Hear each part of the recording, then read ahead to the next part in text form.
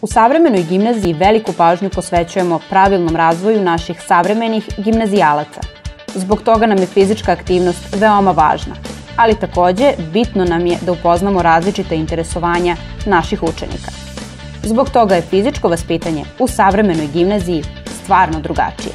Koristimo svaku priliku da pospešimo fizičko vaspitanje i časove, da ne bude to monotono, već da im bude zanimljivo, a uz to i da se oprobaju u nekim drugim aktivnostima i sportovima.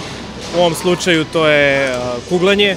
Mnogi od njih možda nikad nisu ni bili ti probali, tako da prilike i za nešto novo. Pa s obzirom da mi je ovo prvi put da kuglam, odlično. Odlično isto. Nije mi prvi put, ali ona je bolja. Sve samo interesantno je, nije onako kao osnovno i bez veze da se dođe samo trči i radi šta hoćeš. Učenici su naučili neke nove poteze, saznali mnogo toga zanimljivog o kuglanju i odlično se zabavili. U iščekivanju sledećeg stvarno drugačijeg časa sumirat ćemo utiske sa ovog okršaja na kuglaškim stazama.